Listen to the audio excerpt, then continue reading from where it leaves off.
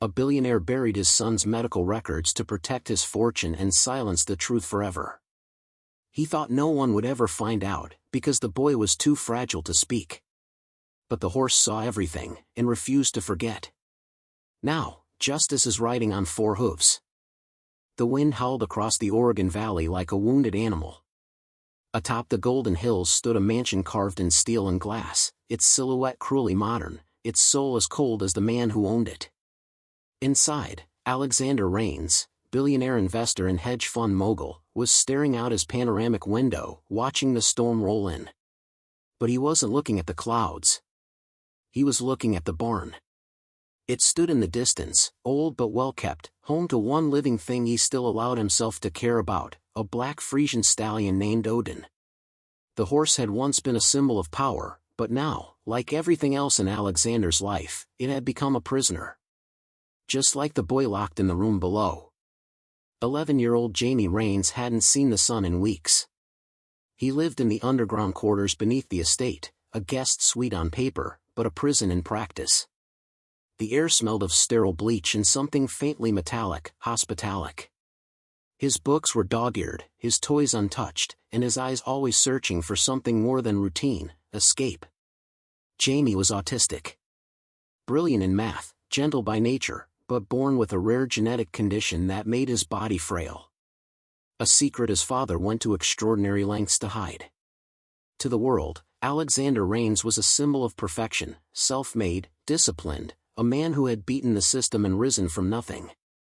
But to him, Jamie represented his biggest liability. The diagnosis had come when Jamie was 4. The doctors warned about neurological complications, heart defects, even the possibility of early mortality. Alexander had stormed out of the hospital that day and never returned. His wife, Elise, had begged him to consider treatment abroad. But Alexander saw it differently. Weakness wasn't allowed in his bloodline. 2 years later, Elise disappeared during a supposed accident on a yacht in the Adriatic. Her body was never recovered. Jamie never stopped asking about her. Nor did he stop showing signs of her brilliance, especially when it came to puzzles, logic, or any pattern-based thinking. He often sat in silence for hours, scribbling equations that looked like ancient languages. What Alexander failed to understand, he dismissed as nonsense. What he feared, he erased. And so, one rainy afternoon, while Jamie slept beneath heavy medication, Alexander gathered the boy's entire medical file, records, notes, second opinions, therapy plans, and drove out to the family's horse ranch. He walked to the far edge of the field, digging deep beneath the roots of the tall oak tree that shaded Odin's paddock, and buried the truth. The stallion watched everything. Odin was no ordinary horse. He had been gifted to Elise on their 5th anniversary, chosen for his intelligence and almost eerie awareness. He responded to emotions, moods, even gestures no one else caught. Since Elise's disappearance, Odin had grown restless, pacing near the barn's edge every time Alexander approached. That day, as Alexander shoved the last handful of soil over the rusted tin box, Odin scraped the dirt with his hooves. Hard. Again and again. Eyes fixed on the man. Breathing heavy. Alexander muttered under his breath. "You saw nothing, beast." But the stallion had already memorized the smell. The place. The tension in the air. The guilt lacing Alexander's movements. And Odin never forgot. Jamie's world changed that night. He awoke to Odin's distant neighing, sharp, rhythmic, like code. Jamie, half asleep, walked to the intercom and pressed his ear to it.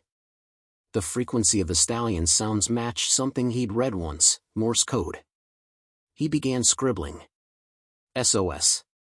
Help. Truth. Somehow, the horse was trying to tell him something. Over the next few days, Odin became a beacon. Whenever Alexander left for his weekly board meetings in New York, Jamie would limp upstairs and press himself against the double-pane glass, watching the stallion. Odin would pace in shapes, letters, circles, even arrow-like movements. Jamie began decoding them, matching them to patterns. One night, Odin began dragging his hooves along the fence line near the old oak. Jamie understood. There was something buried. 2 weeks later, something extraordinary happened. A caretaker, newly hired, soft-spoken, and more attentive than the others, named Lucia, found Jamie hiding near the library, curled up with an astronomy book. Instead of reporting him, she sat beside him. They spoke for 2 hours.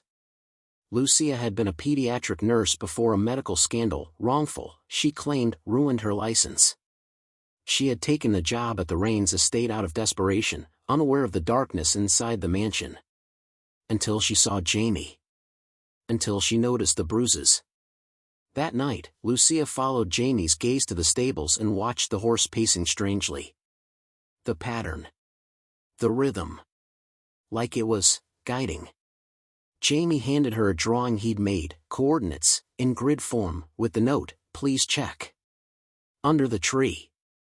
Lucia waited until dawn. At 5 a.m., while the groundskeeper was still asleep, she walked to the old oak, shovel in hand. She found the box. Inside were dozens of files. Envelopes. A birth certificate. A medical diagnosis from a rare genetics clinic in Switzerland. Pages redacted with black ink. But one note stood out. Subject not eligible for genetic insurance payout due to inherited mutation. Recommending institutional care. Case should be sealed. Stamped. Signed. By Alexander Rains. Lucia dropped the folder. Her breath froze. This wasn't just medical neglect. It was premeditated abandonment. The kind you buried under a tree because it was too monstrous to burn. Behind her, Odin stomped the ground and snorted. Like he'd waited for this moment all along. That same week, Alexander returned. And things turned violent. Alexander's private jet touched down with surgical precision. He didn't like delays, nor surprises. The board meeting in Manhattan had gone longer than expected, and he hated being away from the estate for more than 3 nights. The world outside was volatile, markets, people, even staff.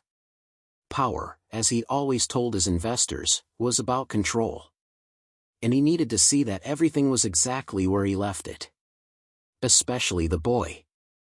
And the horse. By the time his black SUV reached the top of the estate, rain had begun to fall again, whispering against the slate roof. The mansion lights were on. One of the kitchen staff was setting the dining room. But something felt off. The air was too still. Lucia saw the headlights cut across the gravel just as she finished printing copies of the files. She had made 2 full sets, one hidden in her purse, the other taped behind the medicine cabinet in Jamie's room. Her hands trembled. She knew what she was doing could cost her everything. But after what she read, what Alexander had signed, she couldn't walk away. Jamie, brilliant and gentle, had been locked away not just out of fear, but to protect a financial lie. Alexander had applied for a $20 million life insurance policy under Jamie's name before his 4th birthday, listing him as neurologically typical. The truth would void everything. Lucia wasn't a nurse anymore, but she was still a human being. And now, she was a witness. Downstairs, Jamie sat silently, watching the monitor. He had hacked the internal security system weeks ago, using a modified radio chip from an old tablet.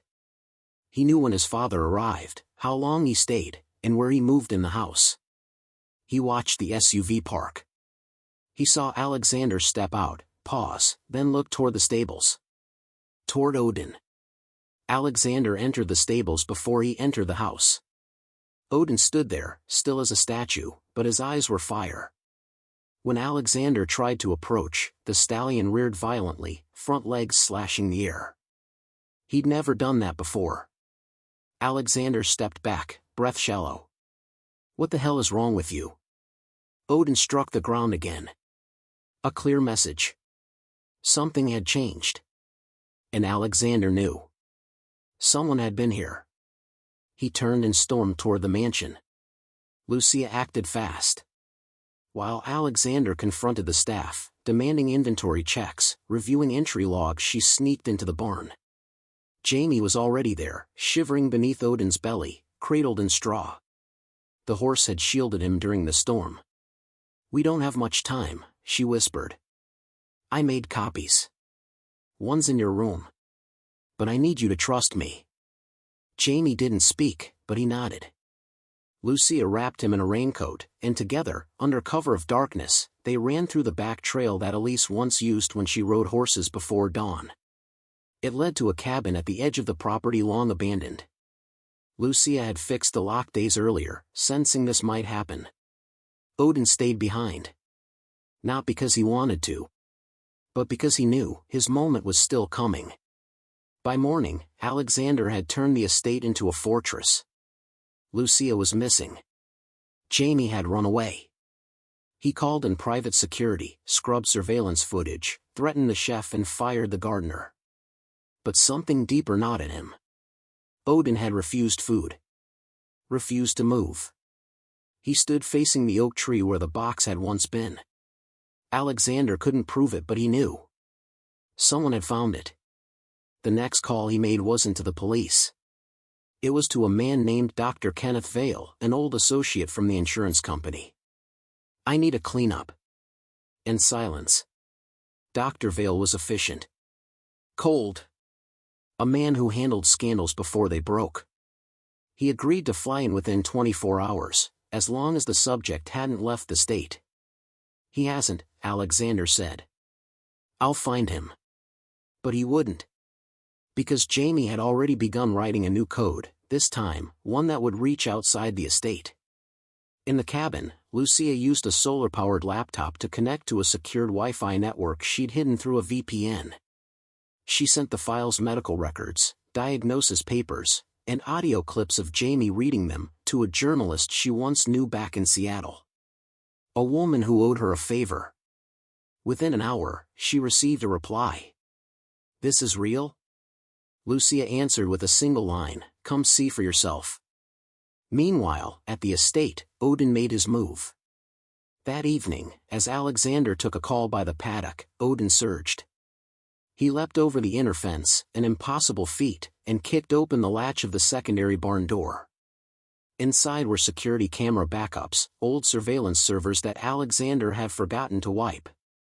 The impact startled a groundskeeper, who caught the moment on his phone and uploaded it to TikTok.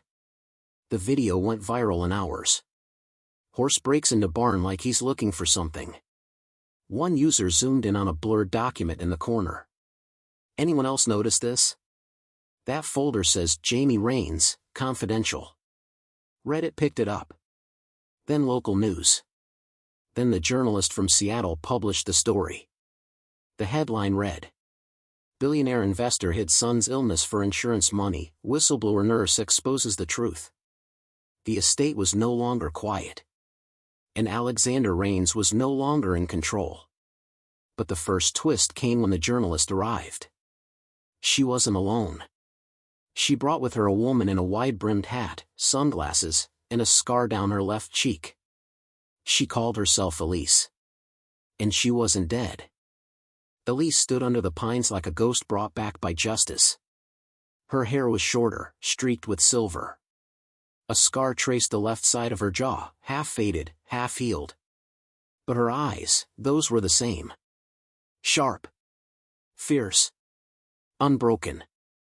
Lucia nearly dropped the flashlight when she saw her.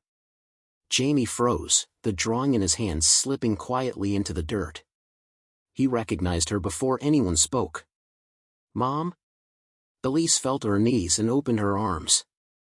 Jamie ran into them like time had folded, like 6 years of silence collapsed into one embrace. The sound he made wasn't quite a cry, not quite a laugh, it was both. Lucia stepped back, hands trembling. She had fought for Jamie, not knowing there was still a mother out there who would burn down the world to get him back. Elise whispered into Jamie's hair. "I looked for you every day.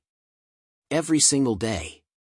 Jamie's fingers trembled as he clung to her, mouthing over and over, "You didn't drown. You didn't drown." "No, baby," she breathed. "He tried to make it look like I did. But I swam. And I ran. And I hid, because I knew if I came back too soon, he'd kill us both." Lucia swallowed hard. "He told the world you were dead." Elise looked up, eyes flaring. And now the world's going to know he lied. Back at the estate, Alexander stood alone in Jamie's room, clutching a stuffed elephant. Its seams were frayed from years of love. He stared at it like it was a foreign object, like it held the answers he couldn't face. The house was surrounded. Media trucks camped at the base of the property. Drones hovered in the early dusk. Police hadn't moved in yet, but it was only a matter of time. His phone vibrated. Dr. Vale, pull the pin. Emergency clause. There's still a window. Alexander's thumb hovered over the encrypted banking app.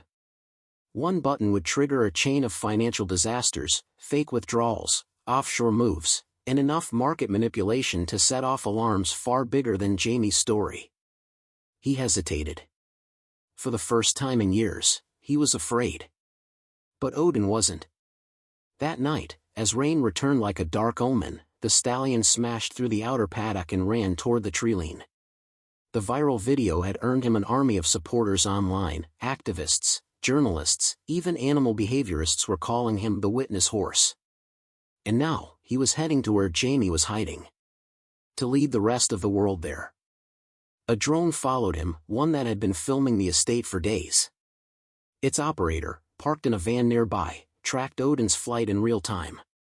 The horse galloped like he carried a message, a mission, a memory. He reached the cabin. He neighed once. Then again. Elise stepped out into the storm, staring at the black figure in the mist like she was staring at an omen. And Odin bowed his head. Inside the cabin, Lucia received a message from the journalist, "We go live in 20. Be ready." Elise looked at Jamie, who now sat quietly beside the files, drawing a strange pattern of lines and circles. "What's this, sweetheart?" she asked. Jamie turned the paper and whispered, "This is where Dad hid the rest." "The rest of what?" Jamie tapped the bottom of the page, where he had written something barely legible. "Second box. Under the stables. Red canister. DNA file. Mom's name." Lucia stared. Elise stood slowly, heart pounding. She had always suspected the accident wasn't just about money. She had known Alexander's ambition was bottomless. But this? Why would he hide your DNA file, Jamie? Jamie didn't look up. "Because I'm not just his son." A silence fell so hard it hurt. Elise blinked. "What do you mean?" Jamie turned the page again. And that's when the second twist shattered everything. The document Lucia had dug up weeks earlier, she thought it was just a medical record. But in the margins, scrawled in an old doctor's note, was a phrase she hadn't translated from the Latin.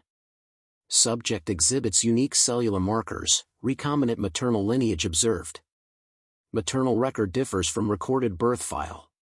Jamie wasn't Alexander's biological son. He had been adopted. Silently. Illegally. Taken from Elise's late sister, before she died of complications during birth, and raised under Alexander's name to secure a family fortune under false pretenses. Jamie had never been told. Because to Alexander, Jamie wasn't a son. He was a safety net. A symbol of family legacy that kept shareholders loyal and policies active. Elise stood in stunned silence. "My sister. Anna?" Lucia nodded, pale. "The dates match. Jamie was born 2 months before the adoption filing. But Alexander claimed him as yours, and faked the prenatal logs." Jamie stared at them, wide-eyed, breathing faster. "So, he lied to everyone?" Elise knelt beside him. "But you are still my son. Every heartbeat. Every breath. You were never the lie."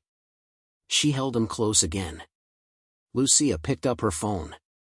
"I think it's time we tell the world." The live stream began at 9:03 p.m. The reporter stood outside the cabin, camera fixed, mic in hand. She summarized the story, then stepped aside. And Elise took the spotlight. Her face filled the screen, familiar, but newly haunted.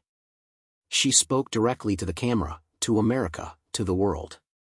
She told the story of how she was pushed off the yacht, how she swam to shore, how she had lived under false names to survive, always waiting for a way to reclaim her child. She explained the insurance scam, the DNA fraud, the betrayal.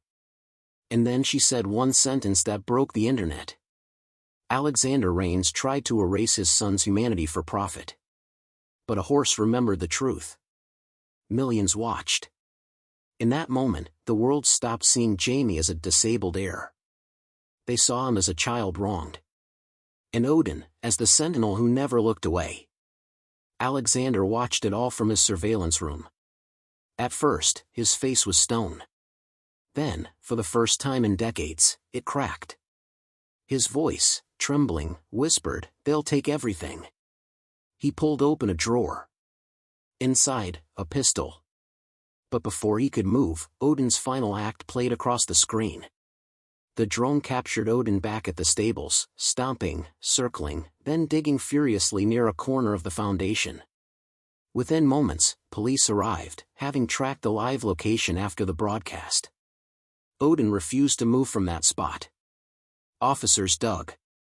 And there, in a red canister, they found the final file. The true adoption documents. Signed. Forged. With Alexander's real name. It was over. Alexander Rains was arrested within the hour. Odin watched from the distance, standing tall beneath the storm. The court case was over in less than 3 months.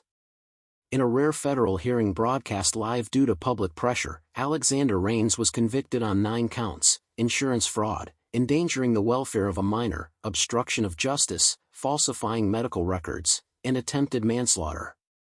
But no sentence could undo the years Jamie lost. The boy had become a symbol far larger than anyone expected, not just of survival, but of how silence could be shattered by a witness without words. A horse had become the voice the system never gave a child. On the courthouse steps, Elise held Jamie's hand while reporters begged for a statement.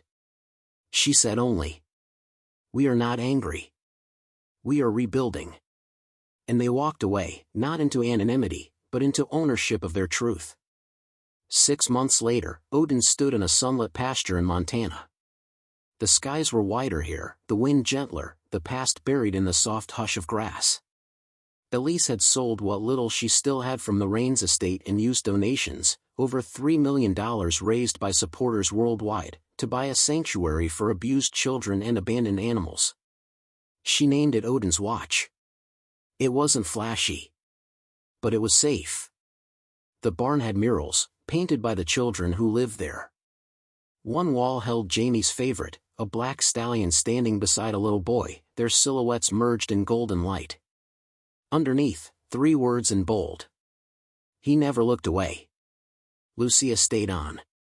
Though she was cleared of any wrongdoing by the medical board, she didn't want her old job back.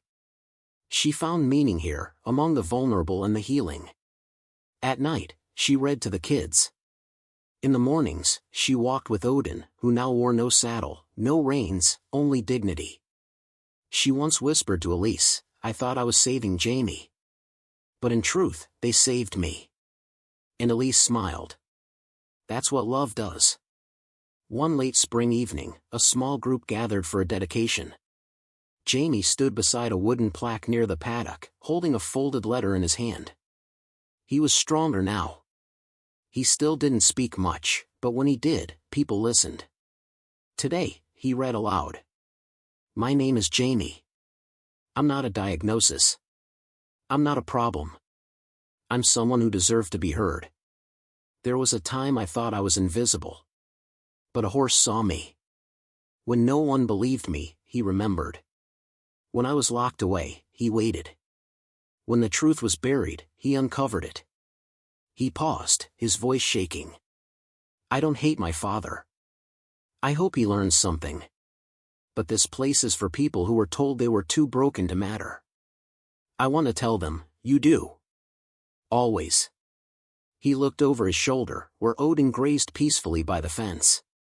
"And sometimes, the one who saves you, doesn't even speak your language. But they still understand. As twilight settled, Elise walked alone to the edge of the sanctuary. The same reporter from Seattle had returned to do a follow-up story. This time, she didn't bring cameras. Just a notebook. "What changed most?" she asked softly. Elise looked toward Jamie, now playing with 2 other kids, his first real friends. "What changed," she said, "wasn't just justice. It was belief. In my son. In myself. And in the idea that even if the world fails you, someone, something, will still be watching." She paused. "And if it has hooves and heart, you better believe it won't let the truth stay buried." As night blanketed the hills, Odin trotted gently to the oak tree near the paddock. The same kind of tree that once held a secret deep in its roots. But this time, beneath the soil, there was no shame, no silence, only a plaque that read, "Here lies the lie that was never stronger than the truth." The horse lowered his head, as if remembering everything. And then he turned toward the stables. Not to guard a secret, but to protect something finally free.